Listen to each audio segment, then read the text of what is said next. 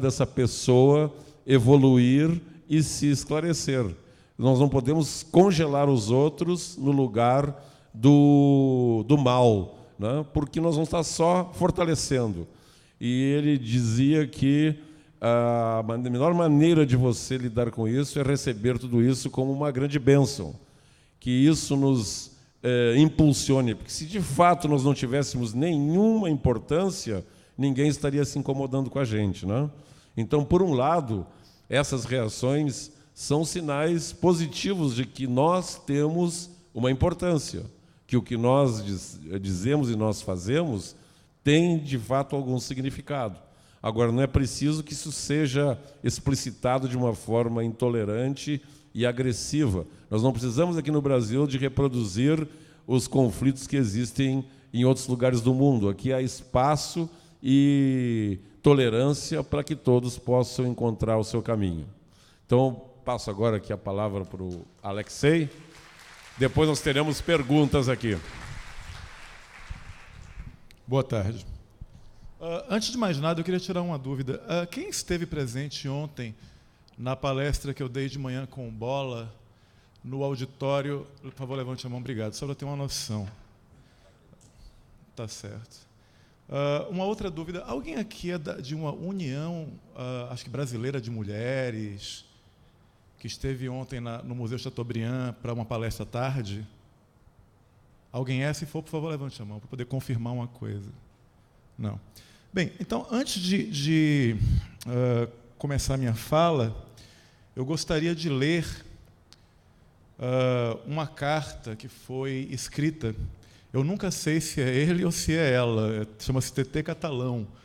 Foi lida na época do Congresso Holístico, em 93. E eu acho que ela é muito atual e combina com algo que nós precisamos nos lembrar no que diz respeito a um evento que se pretende ecumênico e que envolve a questão da espiritualidade. Depois eu explico porque eu perguntei se alguém era da União Brasileira de Mães, um nome parecido de mulheres.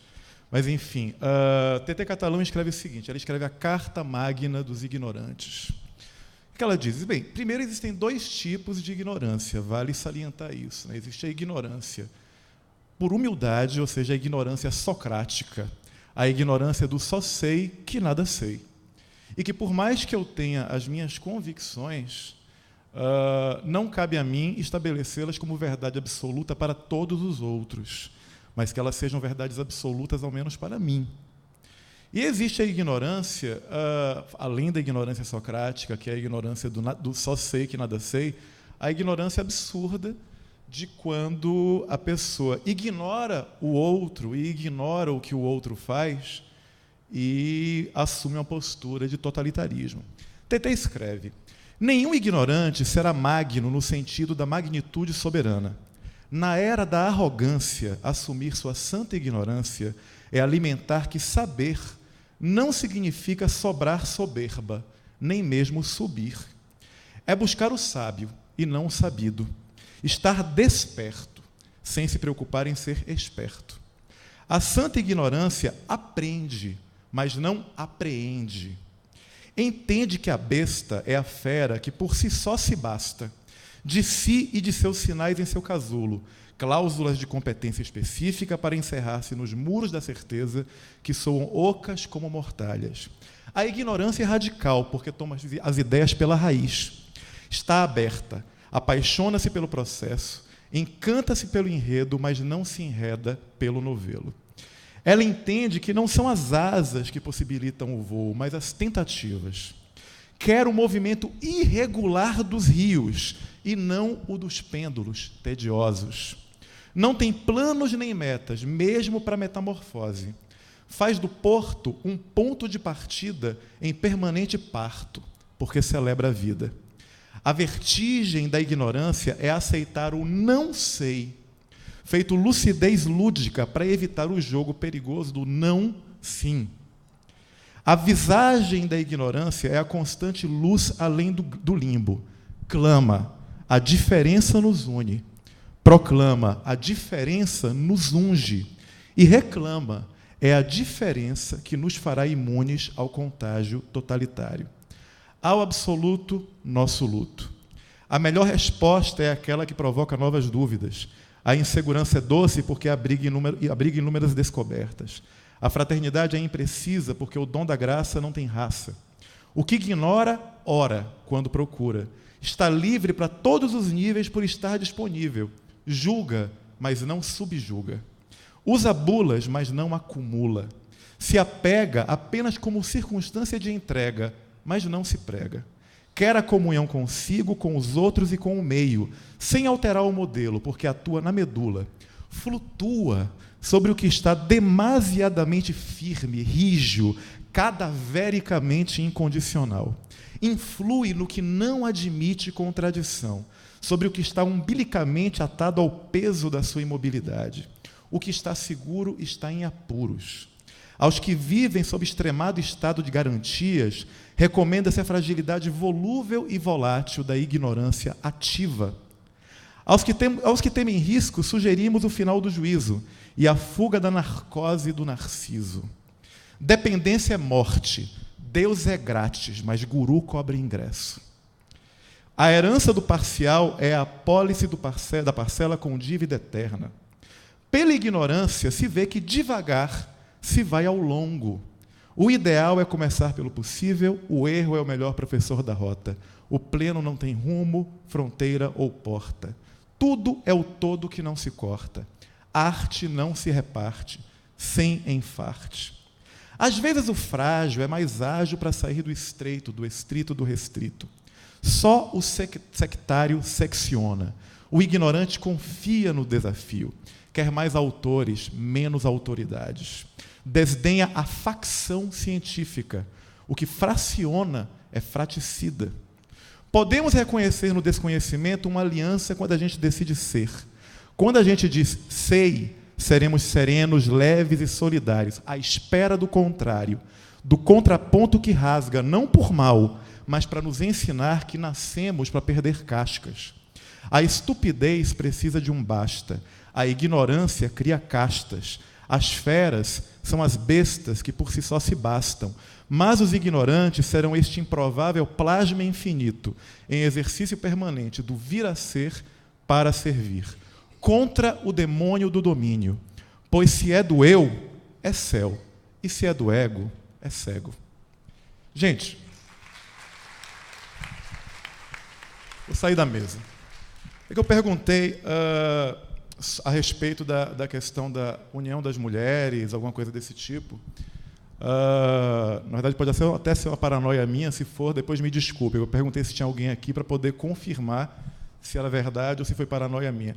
Apenas assim, entrando na questão do que aconteceu ontem, né? Eu fiquei sabendo que ocorreram esses ataques e esse lance todo, soube que aí a Sandra teve uma reação indignada, e a despeito de eu concordar que existem reações que podem ser mais eficientes do que uma reação indignada, existem momentos em que a reação indignada é a única possível, ou pelo menos é a mais importante naquele momento. E tem que se ter muita coragem para ter uma reação indignada. Eu falo isso porque eu não vi o que aconteceu ontem, mas aconteceu outra coisa. Eu estava vindo para cá, me dirigindo para cá, estávamos acho que o Alexander Lepeletier, que é tarólogo, tinha um pessoal do Hare Krishna, e de repente eu comecei a ouvir uma voz gritando de um rapaz: queima, demônio, que o óleo de Cristo queime vocês, seus demônios. Quando eu olhei, tinha um rapaz no pé da ladeira, parado, se dirigindo a gente. Isso não é uma agressão física, mas é uma agressão moral. E a agressão moral também é passível de processo. Assim, no caso, claro que eu não vou processar o rapaz, porque eu identifiquei ali claramente uma psicose. E foi como eu disse para o pessoal que estava do meu lado: escuta, o problema não é ser evangélico, o problema é ser um evangélico psicótico. Porque psicose existe em todas as religiões, sempre vai ter um fanático maluco que faz bobagem. Então, assim, eu não sou evangélico, não compactuo com essa crença, não compactuo com essa fé, mas eu acho que a gente tem, até no exemplo do pastor Neemias, quer dizer, o pastor Neemias, ele seguiu o evangelho. Então, quem segue o evangelho é evangélico. Até um católico é evangélico. Que a gente não pode colocar todo mundo no mesmo balaio, apesar de, eventualmente, eu mesmo me perceber tendo algum preconceito quando a pessoa me diz que ela é evangélica. É um preconceito bobo. Eu tenho uma cunhada evangélica. Ela não acha que eu sou o demônio porque eu trabalho com astrologia, ou jogo tarô, ou sou universalista. Ela acha que eu estou errado. Assim como eu também acho que ela está errada. Mas ela não fica jogando pragas em cima de mim, dizendo que o óleo do Senhor vai me queimar até o inferno. Eu acho que o óleo do Senhor, se ele serve para alguma coisa, se existe, é para algo bom, não é para queimar uma pessoa e causar dor a ela. Mas, enfim, ontem eu presenciei uma cena específica. Me pediram que gravasse o encontro GLBT da Paraíba. E eu fui filmar o encontro, né? Quando eu cheguei lá, antes do pessoal chegar, do pessoal do encontro GLBT, e não tem coisa que mais incomode alguns tipos de evangélicos do que encontros de homossexuais. Apareceram várias mulheres com caras de mães, de senhoras, tinha até umas senhoras de idade, dizendo, não, está programado o nosso encontro aqui, nesse auditório, está programado para a gente dar uma palestra aqui, vai ter o encontro das mães. Eu peguei o panfleto, ninguém tinha chegado do grupo GLBT, eu olhei e fiz assim, vem cá, mas vocês estão realmente nesse evento? Porque não aparece o nome de vocês nesse evento, não aparece a instituição. Não, estamos sim.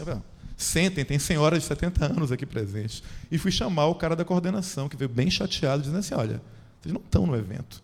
Não tem o nome de vocês na programação. Tem uma outra programação aqui. Elas se retiraram, foram até bastante educadas. Mas me deu a impressão, enquanto eu vi aquilo, que aquilo era tipo assim, mandaram elas para lá. Assim, eu não acho nem que tenha sido uma sabotagem delas, eu acho que foi usaram elas como bucha de canhão. Não, a reunião de vocês vai ser ali, que por coincidência era o mesmo lugar onde ia ter o encontro GLBT.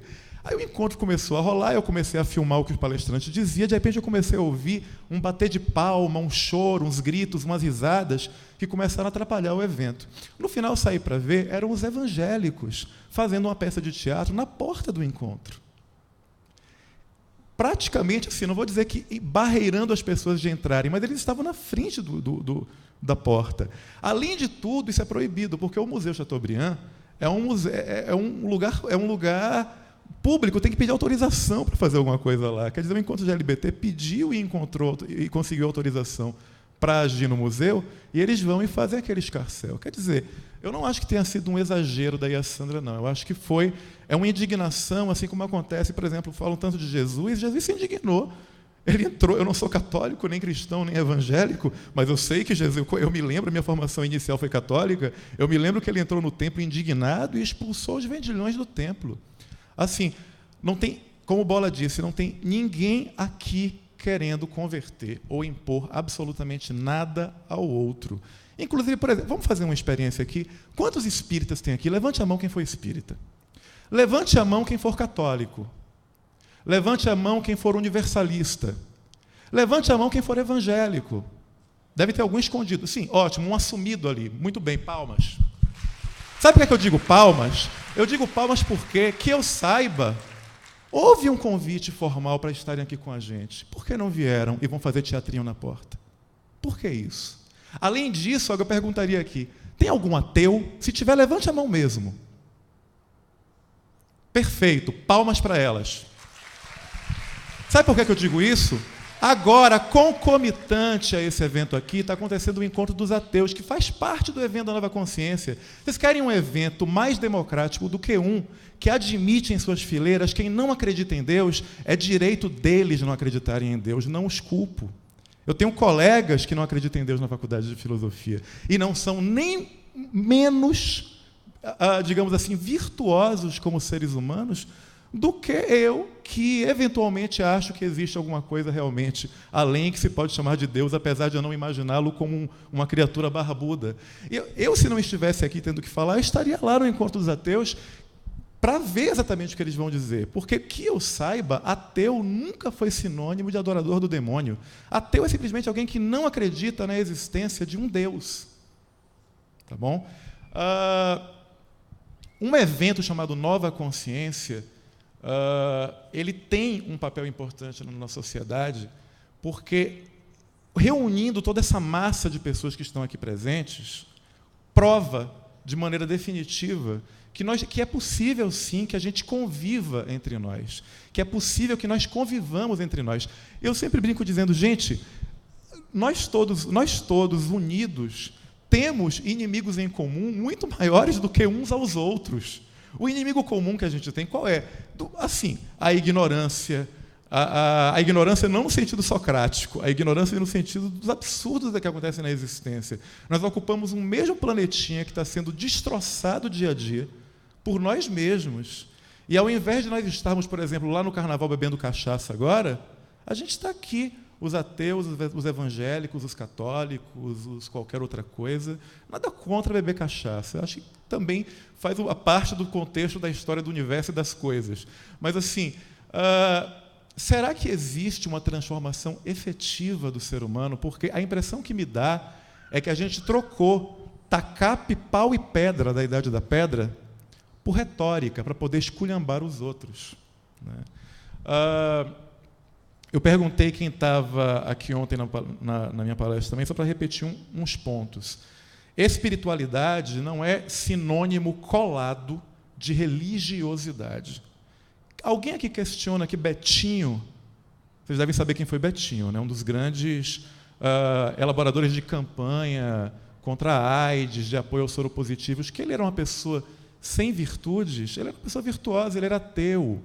Nesse sentido, eu gosto muito da posição dos filósofos quietistas. Os filósofos quietistas dizem o seguinte, uma coisa que eu vou repetir agora. Ninguém aqui, nessa plateia, pode provar que Deus não existe. Nem ninguém aqui pode provar que Deus existe. Vocês podem usar argumentos são palavras. Alguém pode dizer que é claro que Deus existe. Vejam as borboletas, vejam o sol, que lindo. Uma vez uma pessoa me parou na rua, eu morava em Salvador, me parou na praça e disse, não, porque, meu filho, Deus, você tem que se voltar para Deus. Me deu uma revistinha, eu disse, senhora, muito obrigado. Deus criou as borboletas, criou os passarinhos, eu, sim, ele criou também as baratas, os escorpiões, as cobras, os vírus. Ela ficou chocada me olhando com olhos arregalados, eu não fiz de propósito, eu comentei por comentar. Ela olhou para a minha cara e perguntou assim, será? Eu fiz, meu Deus existente ou inexistente, seja lá o que for, eu acabei de destruir a fé da senhora. No raciocínio dela, Deus criou essas coisinhas bonitas. As coisas más, ou que a gente considera como sendo más, que eu não sei se um escorpião é mau, se uma barata é má, se um vírus é mau, eles existem, porque devem existir. Isso parece, às vezes, a visão dos maniqueus. Para quem não sabe, os maniqueus eram uma seita antiga da qual Santo Agostinho fez parte, que pregava que o mundo era dividido em bem e mal. Não parece aquela coisa, Guerra nas Estrelas, Luke Skywalker contra Darth Vader, né? O lado positivo e o lado sombrio da força, né? Seria muito fácil se o mundo fosse assim, chapado de preto e branco. E eis que os maniqueus diziam que Deus criou o mundo espiritual e que o demônio criou o mundo material. E que o universo é uma guerra constante entre Deus e o demônio. Admitir isso, Santo Agostinho já percebeu que era um absurdo, porque admitir isso seria admitir que Deus não é onipotente nem onipresente. Se Deus é onipotente e é onipresente, Ele está em tudo. Ele está em todas as coisas. Vamos chegar lá, na hora das perguntas a gente entra nessa questão, que é uma questão que o dia que eu responder, ou alguém aqui respondeu o que é Deus, não é Deus. Deus é muito mais amplo. Acho que talvez por isso que na Bíblia Ele diga, eu sou. Ele não diz eu sou isso, eu sou aquilo, eu sou aquilo outro. E um detalhe importante para a gente poder falar a respeito da questão do proselitismo religioso que existe em todas as religiões. Quando eu vejo os evangélicos fazendo o que fizeram ontem, o que fizeram hoje comigo, gritando queima demônio no fogo do óleo do Senhor, o rapaz evidentemente perturbado, sabe o que eu penso? Eu não consigo ficar com raiva, não. Eu já tive muita raiva. Mas hoje em dia eu olho e penso o seguinte, é porque eles acham que estão certos e querem o nosso bem. Eu não digo com isso que a gente tem que abrir as pernas e escancarar, não, mas assim, querem nosso bem. Uma pessoa que me para no meio da rua para fazer proselitismo religioso e dizer que eu tenho que abandonar isso ou aquilo e tenho que entregar meu coração ao Senhor, ela está falando aquilo porque ela quer meu bem. Eu antigamente ficava chateado, hoje em dia eu digo, poxa, obrigado. Não vou, mas obrigado pelo convite. Né? É, no mínimo, uma resposta educada que a gente pode dar. Agora, eu também estou sabendo que ocorre uma pressão, sim, do meio evangélico aqui em Campina Grande contra esse evento, para que esse evento não se realize. Tá?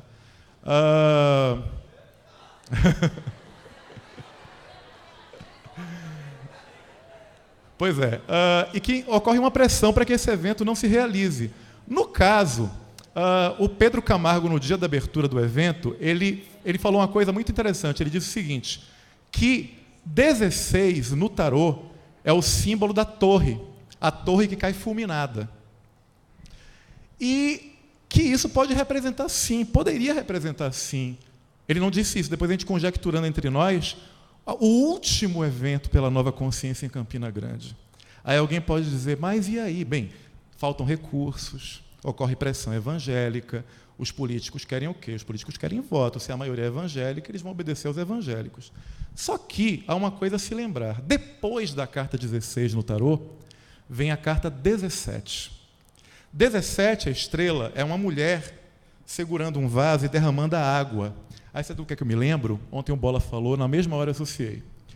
Alguns anos atrás, a China invadiu o Tibete e expulsou todos os lamas tibetanos que se espalharam pelo mundo. E perguntaram para o Dalai Lama, como é que você vê essa questão, como o senhor vê essa questão da China ter invadido o Tibete e vocês terem sido forçados a deixar o lar de vocês?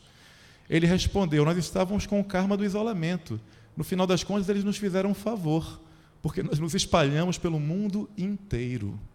Então, pensando nessa estrela, da carta da estrela, o arcano 17, que derrama as águas, eu digo assim, se houver pressão evangélica, ou qualquer outro tipo de pressão para que o evento não aconteça mais aqui em Campina Grande, ele não vai acontecer em Campina Grande, mas vai acontecer em outro lugar do Brasil. Porque a gente vai se espalhar por todos os cantos e, de repente, é chegado o sinal de que o evento tem que acontecer em outros lugares também, ele tem que se espalhar. Então, o que eu teria para dizer assim, é impossível remar contra essa maré. Existe pluralidade religiosa no mundo. O mundo inteiro nunca vai se tornar Hare Krishna. O mundo inteiro nunca vai se tornar cristão. Nunca vai se tornar ateu, nem nunca vai se tornar evangélico. Quem tem essa fantasia está sofrendo do mesmo karma do isolamento. E o que acontece? Bem, se de repente, ano que vem, vocês não nos virem aqui, nós iremos acontecer em outro lugar. Porque a nova consciência não é um lugar físico. A nova consciência é um estado consciencial, é um estado da mente.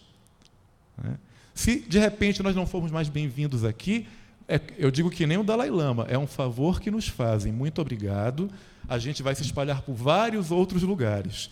E eu aproveito e convido, e peço aos evangélicos aqui presentes, ao senhor que tão corajosamente se manifestou, que conversem com o pessoal da bancada evangélica para que estejam aqui também conosco ano que vem. Nós não somos fechados. Vocês vejam, vocês querem prova maior de que nós não somos fechados, admitindo a existência de ateus conversando sobre questão de consciência na nossa sociedade? Eu sei que a gente tem o que a gente elabora como sendo a verdade, né? A filosofia é diferente da religião. A filosofia ela busca a verdade, mas ela nunca encontra. Quando a gente encontra e diz isto é verdade, deixou de ser verdade e passou a ser dogma. Então, gente, assim, eu diria assim, não tenham medo, a nova consciência ela vai continuar acontecendo, mesmo que por pressão não tenha que ser aqui.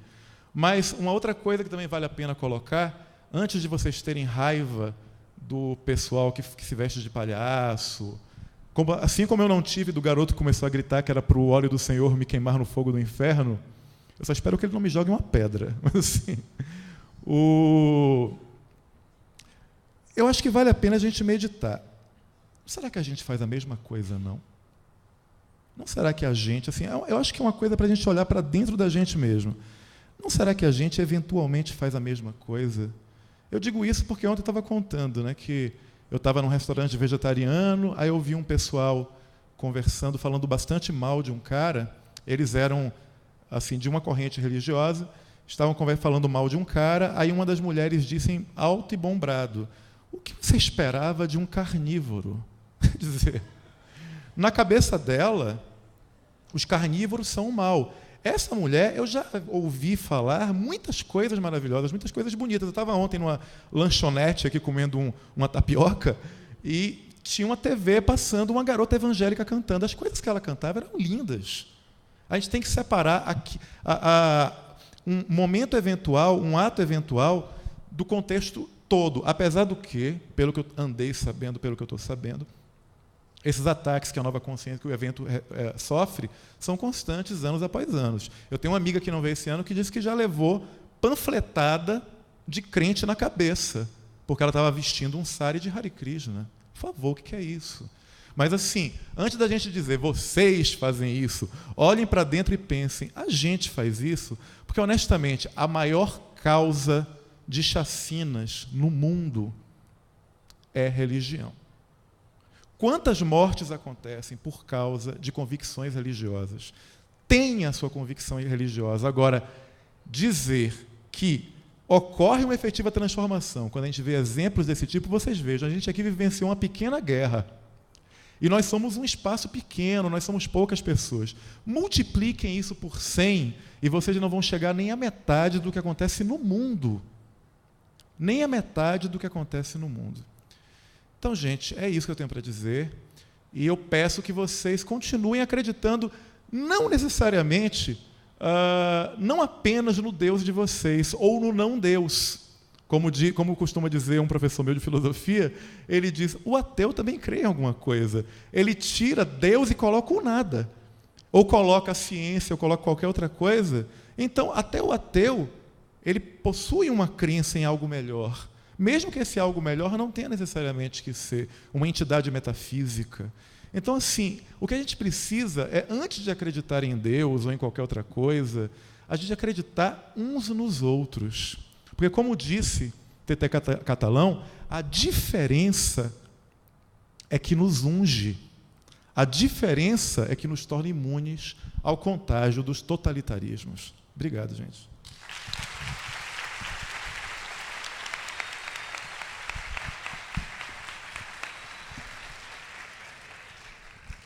Bom, eu fui chamada aqui hoje, eu não preparei nada, porque eu vim substituir o Johan, que não pôde vir. O que eu poderia dizer sobre espiritualidade e transformação é que eu acho que a espiritualidade, ela começa em casa. Ela começa com respeito aos seus familiares, o respeito com seus empregados. Como o Bola falou, a espiritualidade, ela não está nos templos, né? Ela tem que estar nas relações que a gente tem com as pessoas, né? Eu também, ontem à noite, eu não estava aqui, eu estava jantando, mas um amigo aqui do grupo filmou o que os evangélicos fizeram, realmente uma cena lamentável, né? Eu acho muito triste isso.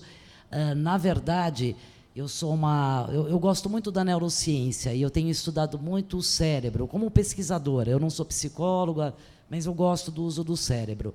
E a neurociência, ela vem descobrindo muitas coisas acerca do cérebro, tanto que até a religiosidade, o sentimento de amor a Deus, ou as experiências de vida passada, hoje com ressonância magnética funcional, a gente até já sabe no cérebro onde ocorrem, né?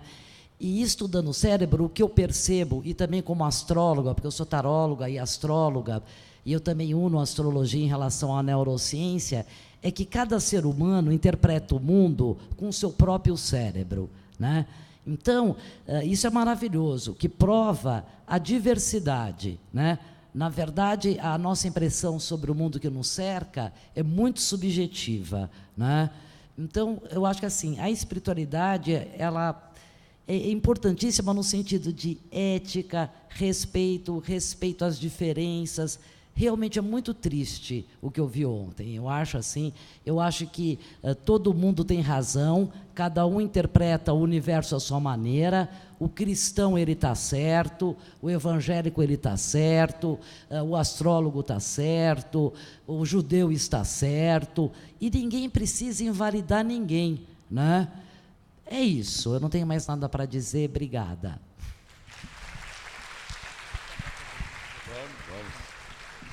Bom, se alguém quer fazer alguma pergunta, a gente pode abrir.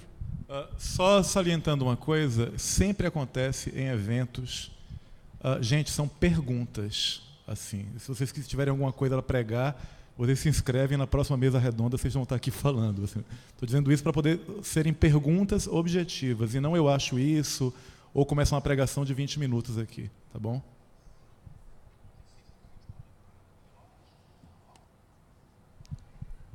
Por favor, fala no microfone, tem um microfone aqui na frente. Quem quiser perguntar, eu pediria que viesse até o microfone para todo mundo ouvir. O site. Tá bom.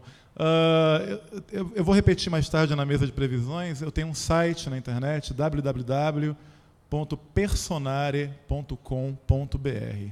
Para quem se interessa por astrologia, para quem se interessa por tarô. Quem não se interessa, não acesse.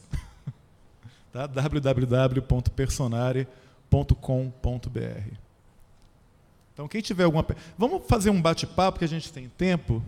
Por favor.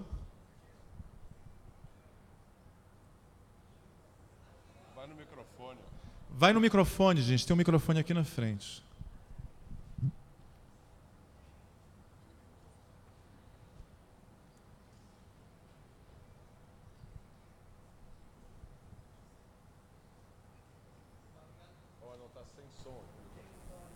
Esse aqui tem? Esse aqui tem. Peraí. Deixa eu ver se vai. Não, peraí. Tem que ligar lá. Ei!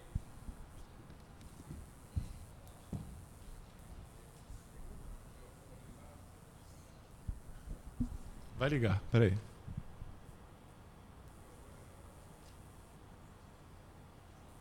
Não está funcionando. Leva esse lá. Tenta de novo. Oi, som. Agora Pegou, manda ver. minha dúvida é a seguinte: na visão dos evangélicos, de alguns católicos, de algumas religiões, como você falou que ele tem um lado positivo e um negativo. Uns dizem que existe Deus e que existe o diabo, né? Um exemplo. Eu queria saber, na visão de vocês, como é que vocês encaram esse lado negativo? O que seria essa forma negativa da vida? Se para um evangélico existe o demônio, se para o católico existe um demônio, e para um astrólogo, para um tarólogo, até mesmo para um espírita, como é que ele encara esse lado? O que é realmente que eles acreditam que existam? Existe realmente um oposto do bem, ou na verdade é só um estágio, algo que esteja sem informação ou ignorante, como você fala? Eu acho que cada um de nós pode dar uma resposta, mas eu vou responder a partir da visão de Santo Agostinho. Santo Agostinho dizia que o oposto do bem é o nada. Assim, se a gente for observar, não existe nenhum mal no mundo que não seja aquele no coração do homem. Elimine o homem da face da terra. Você tem algum mal? Você tem animais vivendo de acordo com suas naturezas.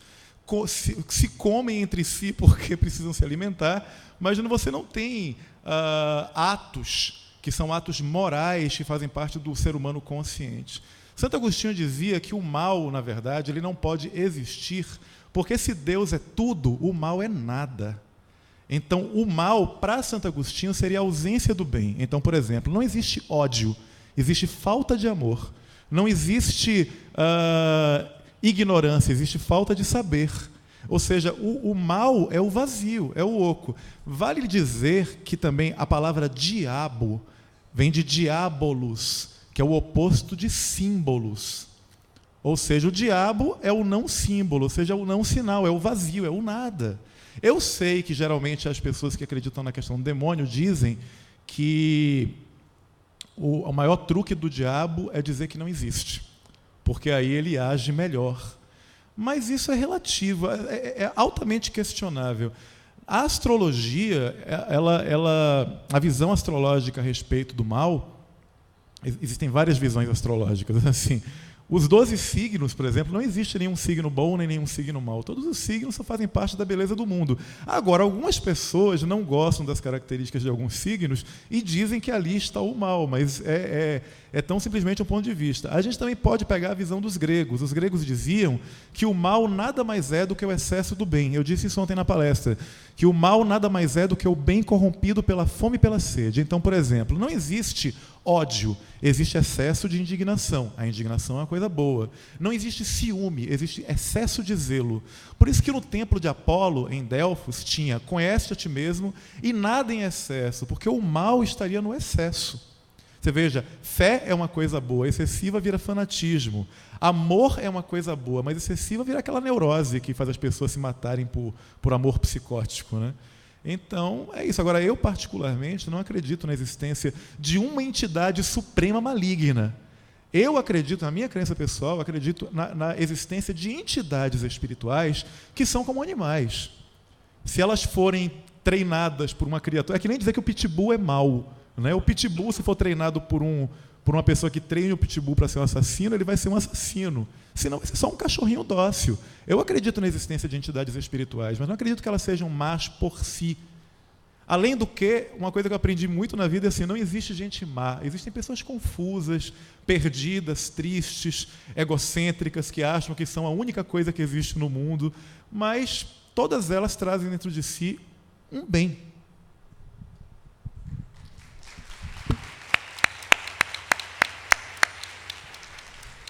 Bem, a gente poderia acrescentar que a humanidade é um fenômeno civilizado, é um fenômeno muito recente na história. Se a gente reunisse toda a história do mundo, a história da humanidade ocuparia o último ponto da última página de um livro de 1000 páginas. Então, a nossa trajetória aqui é bastante recente. E o que a gente pode observar é que o ser humano tem dentro de si uma capacidade criativa de superar os limites para os quais a natureza o fez. Né? Nós não temos asas, mas voamos. Nós não temos guelras, mas mergulhamos no fundo dos oceanos. Somos capazes de colocar um ser humano dentro de uma nave espacial e ele andar na Lua. Somos capazes de colocar um robô em Marte filmando as dunas de areia, um pôr do sol em outro planeta.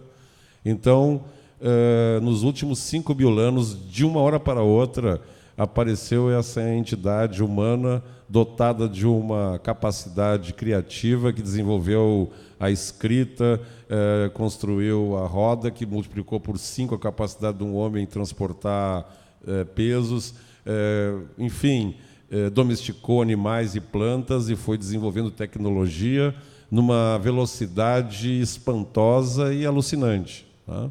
A cada momento somos surpreendidos por avanços ainda mais assombrosos, né, da criatividade humana em todas as áreas. Então, me parece que essa criatividade seria analogia ao livre-arbítrio. Né? Nós não teríamos necessidade, poderíamos ter ficado em cima das árvores, nas cavernas, nas palafitas, mas esse impulso humano de conhecimento e de dominar, de alguma maneira, as leis da natureza e criar artifícios para superá-las, é um impulso constante. Né? Quer dizer, foi conhecendo as leis do voo é que o ser humano construiu um equipamento, um aparelho, que, desde que ele respeite estritamente essas leis, ele se mantém voando. Quer dizer, a liberdade é uma coisa que está diretamente ligada ao conhecimento das leis e à obediência a elas. No exato momento em que se coloca mais peso num avião do que ele pode carregar, ou menos combustível que ele precisa, ele vai cair e as pessoas vão morrer. Então, os acidentes que a gente vê causados por todos os artifícios, é uma maravilha que a gente possa estar em 3 horas no Rio de Janeiro. Mas, toda vez que essa tecnologia ou que essa ciência falha, ou ela, por erro humano, ela transgride essas leis, a consequência vem imediata e ela é dolorosa e difícil. Então, me parece que o nosso grande paradoxo é sermos uma entidade que tem um corpo físico que nasce, cresce, amadurece, envelhece, morre, muito parecido com os animais. Né? Nosso DNA é 1% diferente de um macaco, 5% diferente de uma mosca. Então, não há dúvida de que o ser humano surge como produto final de todo um processo evolutivo sobre esse planeta, constituído de uma consciência. E essa consciência parece que foi despertada para que o homem experimente, né, e conheça e aprenda pelo uso dessa consciência. Né? Uma vez eu estava junto com uma pessoa que era extremamente dedicada a meditações e asceses e todo tipo de esforços para tentar acelerar o processo evolutivo dela, né? E ele tentava me convencer. E eu disse para ele, olha, se você já encontrou, se você já se iluminou, se você já está no nirvana, ótimo, muito bom para você. Agora eu quero experimentar e descobrir por mim mesmo. Né? Para isso, recebi da natureza, braço, perna, cabeça, braço, e eu vou experimentar. E se eu errar, eu vou aprender. Então, me parece que a maior prova que existe o livre-arbítrio é a própria existência do mal, porque ele é consequência, na maior parte das vezes, como o Alexei bem falou aqui, e já disse em outra ocasião, é um excesso de uma qualidade. Né? Então, a dona Emi dizia, você sabe bem se você educou seus filhos quando você deixa eles sozinhos em casa. Né? Porque se você os reprimiu, eles vão fazer a maior bagunça, vão quebrar, você vai chegar em casa, está tudo destruído, ou vai ter um grande problema para você resolver. Se eles foram educados e não foram reprimidos, eles mesmos vão saber se comportar, mesmo você não estando presente. Então, ela dizia que quando o ser humano é entregue ao seu próprio arbítrio, aí é que você vai ver que dimensão você realmente tem. Nos aspectos negativos, como se chama, na astrologia, é quando nós temos a oportunidade de saber realmente a quanto nós andamos, quem nós realmente somos. Aí que você vai, quando falta luz, né, na casa, é que você vai saber se você sabe caminhar dentro dela ou não, sem ficar tropeçando nas cadeiras e nos móveis. Né? Então, me parece que tudo aquilo que a gente possa assistir do mal, é necessário que haja uma educação, uma conscientização, e as pessoas precisam experimentar as consequências dos seus atos para aprender que aquilo é ruim. Né? Mas é preciso também não congelar a pessoa ou as situações dentro de uma perspectiva do mal. E a astrologia nos conduz assim, muito claramente à concepção de ciclos. Né? Se tudo é cíclico, por que a vida humana só não será? Por que ela só vai se manter ao longo de um único ciclo de nascimento e morte? Né? Então, quando me perguntam se eu acredito em outras vidas, eu digo que não. Eu tenho certeza que existem outras vidas. Né? Porque acreditar é você aceitar uma coisa que você não entende. E eu, por muitos estudos e experiências, posso dizer que eu tenho certeza que nós vivemos em ciclos de vida. Agora, não quer dizer que essa bola que está aqui, esse terminal de computador que um dia vai ser desativado e vai ser reciclado, não é essa persona, né, que interessa. O que interessa é o sopro que está através disso, e ele é coletivo, não existe sozinho e sem os outros. Então, me parece que é muito clara a percepção de que existem os ciclos, e isto é uma afirmação que se repete ao longo do tempo e se verifica em várias tradições, os egípcios, os tibetanos, os índios. Onde você for, você vai ter algum tipo de concepção de uma vida transcendental, uma existência transcendental ao nascimento e à morte. Né? Então, de certa forma, nascer e morrer é só acordar e dormir. Né? E nós temos que, então, considerar que muito desse mal que às vezes a gente vê por aí, eu sou um persistente estudioso das pegadas destas manifestações em busca de elos e de vínculos. Né? Quando aconteceu agora esse bárbaro crime contra esse menino que foi arrastado pelo carro, depois de eu sempre tento compreender as coisas como se elas fossem um sonho. Para mim, sempre elas fazem mais sentido, como se eu tivesse sonhado com aquilo. Então, eu procuro colocar as coisas na minha mente como se fosse um sonho e tentar ver o que elas querem dizer para mim com aquilo. E aí, usando esse exercício com esse fato, me lembrei de cenas que eu via no cinema, né? Nos bang-bangs, que os caras pegavam o sujeito, amarravam e se arrastavam pela rua. Né? E aí eu fui pesquisar na internet, e isso foi um tipo de execução e de punição muito usado no passado. Né? Então, Então nós não estamos, talvez, e eu consegui até a data e hora de uma dessas execuções que aconteceu em Paris, e comparando este mapa astrológico dessa execução com o fato do menino, encontrei uma correspondência cíclica de Urano em Peixes, né? E nós temos que talvez pensar ou meditar sobre essa hipótese de que aquilo que aconteceu ali pode não ser simplesmente o efeito de uma barbárie de uns adolescentes drogados, né? Eu fui, antes de me dedicar inteiramente à astrologia, eu fui repórter e comecei a carreira, como era costume na época, pela reportagem policial. Eu tinha 21 anos e foi uma das experiências mais importantes que eu tive na vida, porque ali eu percebi o ciclo social em que nós estamos inseridos, né? E 80% de todos os malfeitores e marginais e criminosos que eu entrevistei foram unânimes em dizer que eles só faziam aquilo sob efeito de drogas, que eles não tinham coragem de realmente fazer aquilo sem estar, de alguma maneira, fora das suas faculdades, né? Então, há um estudo de um especialista do Pentágono, um coronel militar, que ele afirma que é antinatural da pessoa matar outra. Você precisa desumanizar, você precisa estar muito alterado para poder fazer um ato como esse.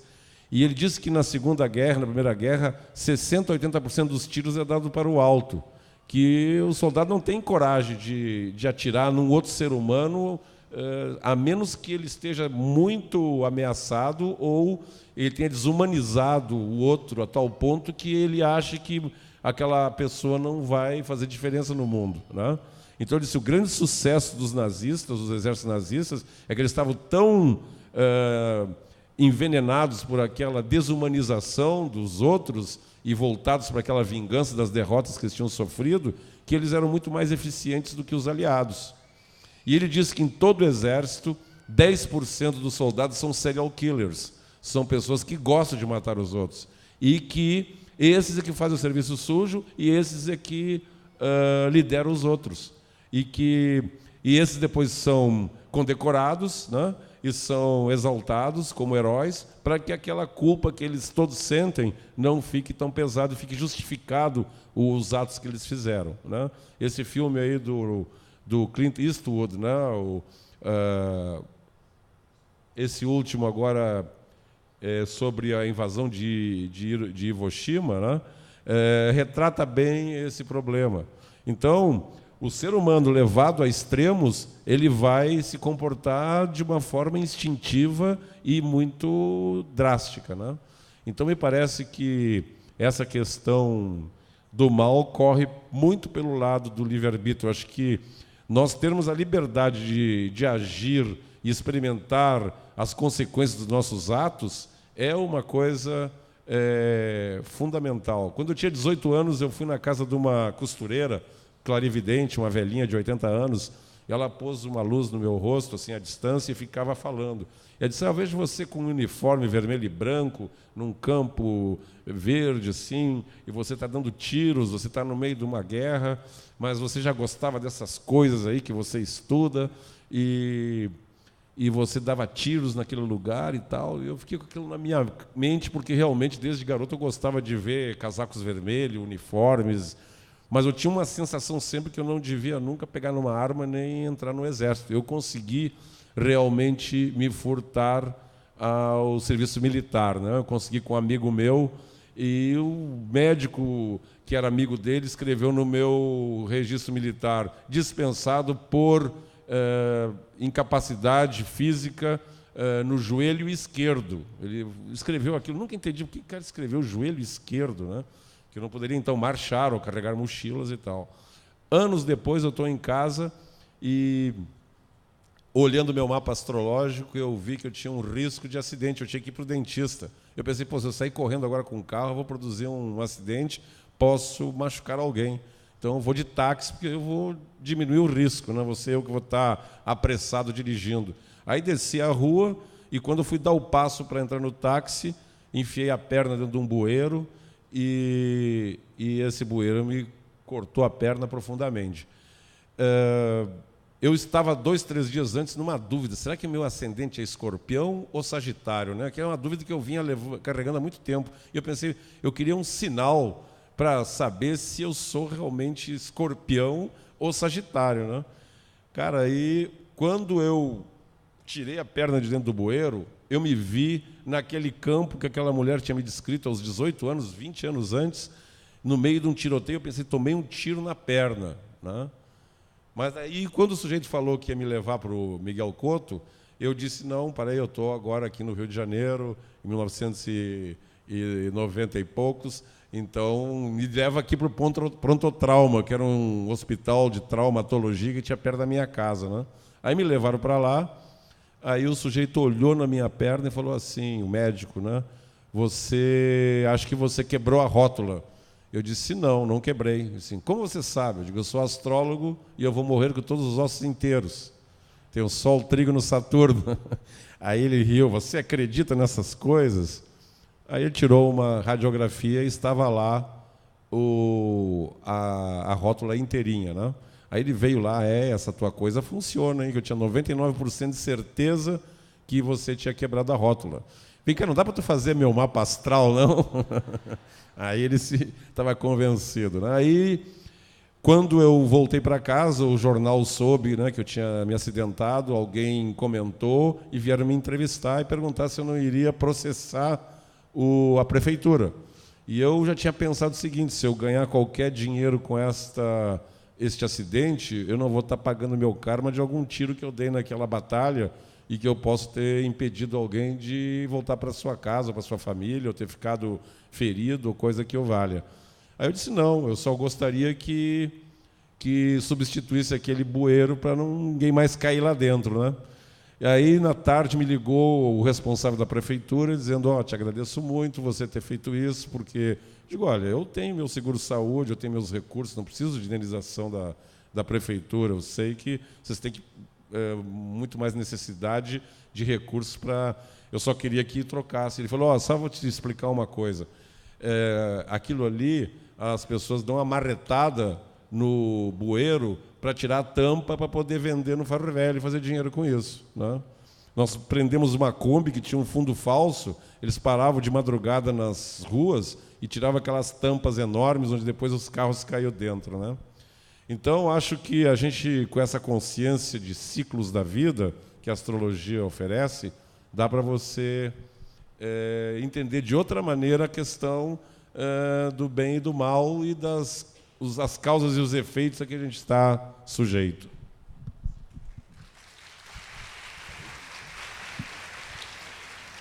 Bom, acho que o Bola já respondeu. Pode fazer pergunta tudo. ainda? Você quer uma pergunta, né? Pode falar. Eu quero perguntar para a equipe, não é?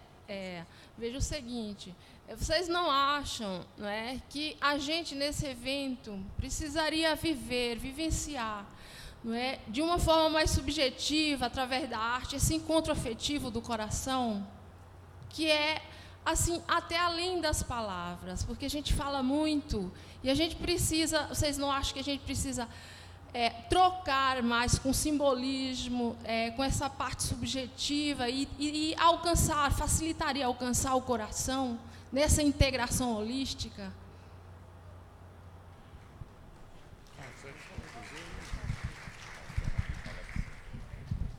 A arte realmente é um elemento universal, né? Assim, eu concordo com você. Acho possível, acho que a gente pode... Aliás, a arte existe aqui. Algumas pessoas estão fazendo exposições aqui, né? Eu acho que como uma sugestão para próximos eventos, a questão é que a gente tem que contar com alguns recursos, né? Tem mais música, mais dança, mais vivências, né? Eu acho que é interessante isso. Eu acho que você está certa. Não vejo por que não. Realmente, às vezes, nesses eventos, nesses congressos, tem muito blá, blá, blá, né? A gente fala, o outro ouve. Tem uma hora que o mental satura, mas, de fato, existem coisas alternativas que podem ser feitas. Em 99, eu organizei um evento em Salvador E tinha muito disso. A gente tinha mantras, vivências de mantra yoga, etc. Porque eu também não sei se não teve isso, porque assim, eu fiquei tão restrito aos meus eventos, que eu acho que até teve, viu? Eu acho que teve uns lances de xamanismo. Teve as danças circulares, teve bastante coisa.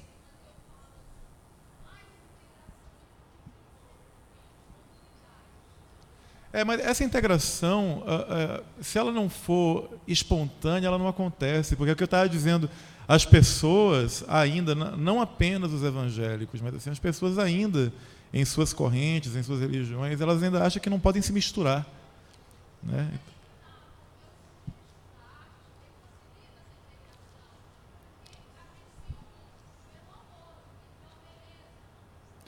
Mas se não tiver, se não, a coisa não começar com respeito ao próximo, mas ocorrem situações e eventos artísticos em paralelo.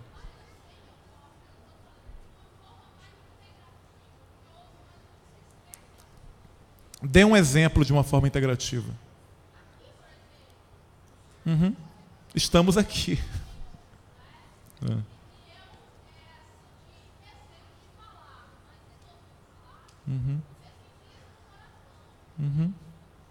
Não, eu acho que você está certo, acho que você está certo. Alguma outra pergunta? Por favor, o microfone eu não ouço daqui, eu só vejo a mão balançando.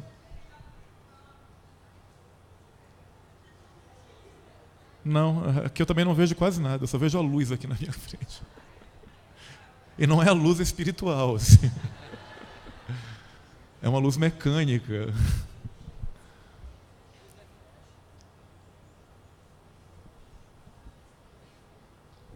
Eu queria que vocês colocassem para a gente, na visão do tarô, da astrologia, em que pé está o ser humano, a espécie humana, nessa transformação efetiva.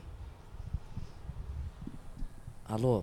Olha, em relação à neurociência, que vem investigando o funcionamento do cérebro, o mal está dentro do homem, né?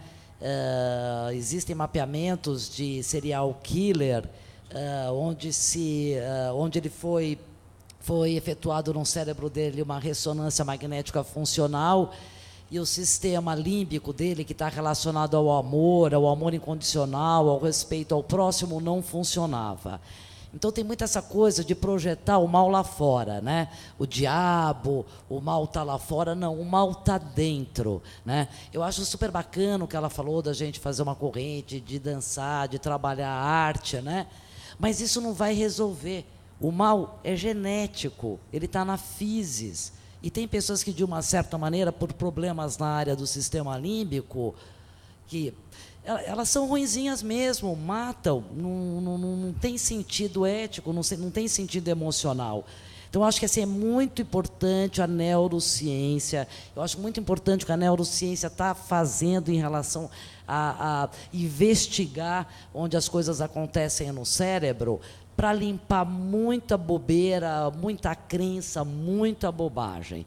O homem, ele não tem conhecimento de como ele funciona, né? Não existe esse conhecimento, eu percebo isso nitidamente, né?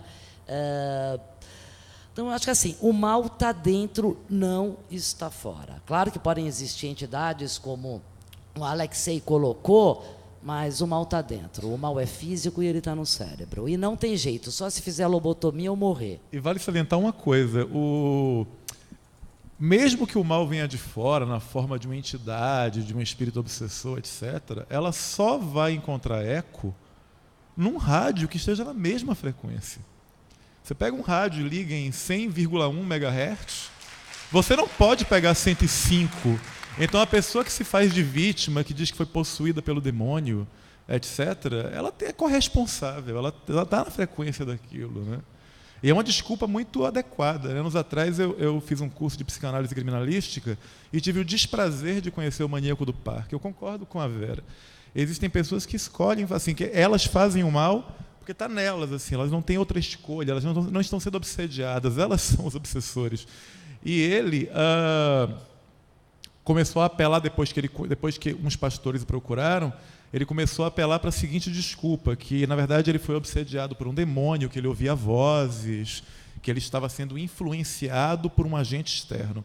Só que aí uma testemunha acabou com a fala dele, porque, na hora que ela foi ser violentada, ela inventou, por favor, não faça isso, eu estou grávida. E ele disse, que se dane. Aí ela disse, mas eu tenho HIV, eu tenho AIDS. Aí ele botou uma camisinha. Quer dizer, que demônio é esse que tem tanta consideração pelo corpo do hospedeiro? O demônio quer que o hospedeiro se lasque. Ele possui aquele, contamina ele com o vírus da AIDS, possui outro. Quer dizer, por favor, né? Assim, é até infantil a gente imaginar que... não estou dizendo que não exista obsessão. Eu acredito, já presenciei situações em que a pessoa evidentemente estava obsediada, mas ela...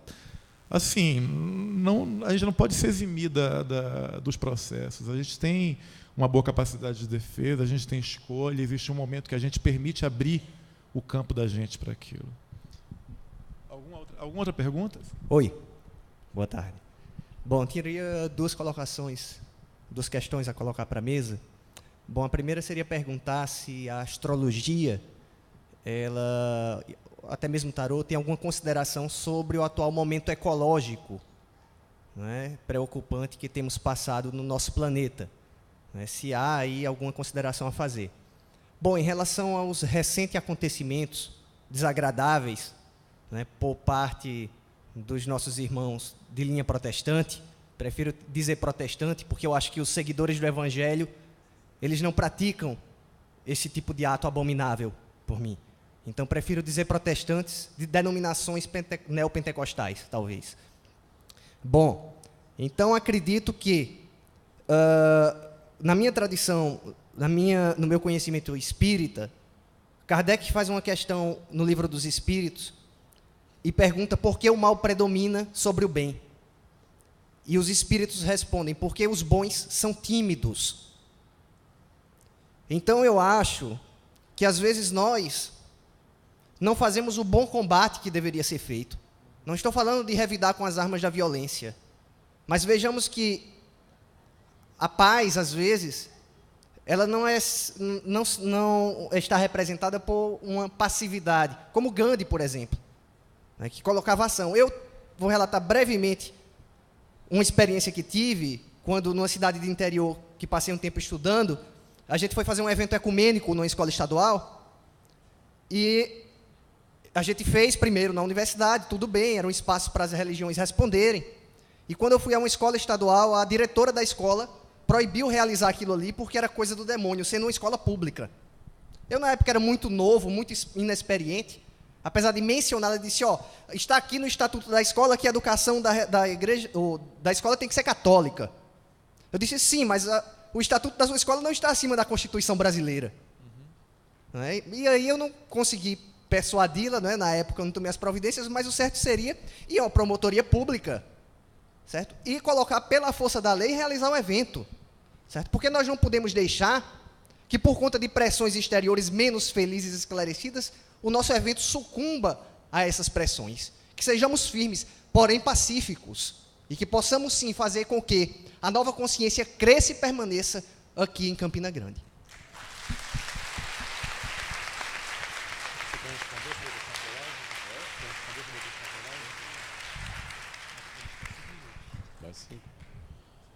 Bem, essa questão ecológica, né, essa é a consequência de toda a intervenção humana, como todo mundo sabe, sobre o meio ambiente. E ela já é de uma proporção tal que praticamente é irreversível. E o ser humano vai ter que se adaptar a mais essa situação, né? O que é interessante é que essas crises ecológicas surgiram em compasso com a descoberta de vários corpos novos no sistema solar, entre eles Sedna, Orcus, culminando com Eris, e que resultou na desclassificação de Plutão e toda essa transformação. Então, me parece que realmente nós estamos diante de um desafio de união e cooperação de toda a humanidade em prol de uma transformação. E de fato, recentemente se uniram num evento que houve na Europa, todas as entidades e todos os órgãos governamentais mais desenvolvidos do mundo que monitoram as alterações ambientais para construir políticas e ações que possam minorar ou equilibrar essas questões. Então, me parece que isso depende fundamentalmente de uma conscientização em grande escala e que não é impossível, mas é algo bastante difícil.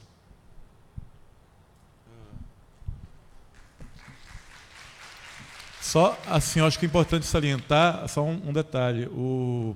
Eu também espero que o evento continue sendo aqui em Campina Grande. Eu acho ótimo que seja.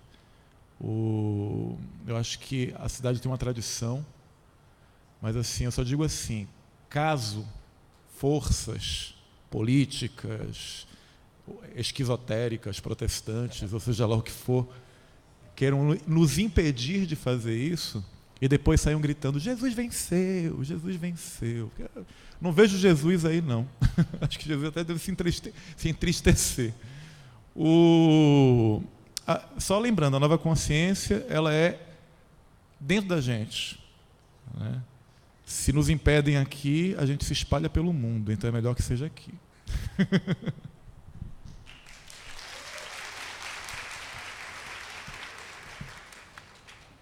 Mais alguma pergunta? Tem 1 minuto, 2 minutos, vai ter a próxima mesa agora.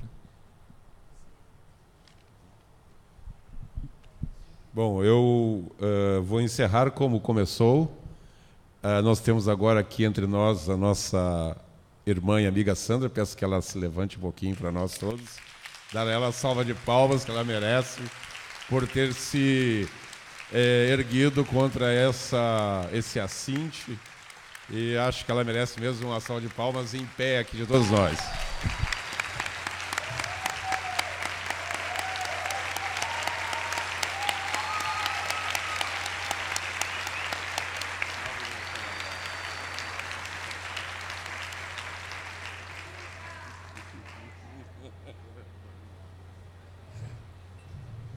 Olha, gente, aos 60 anos a gente tem pouca oportunidade para chorar, né? A gente chora de vergonha, que não é muito bom, chora de medo, que é pior, mas chorar de alegria é bom, né? Agora eu chorei.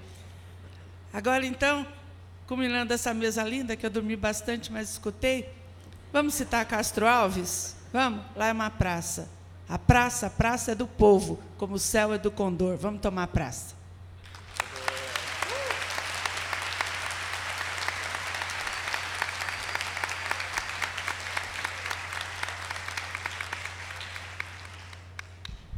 Então, estão encerrados os trabalhos dessa mesa.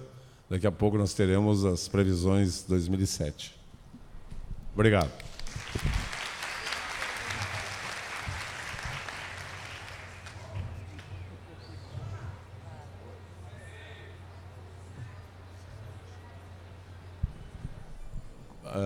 O site, por enquanto, vocês podem ver os textos que eu escrevo em www.constelar.com.br.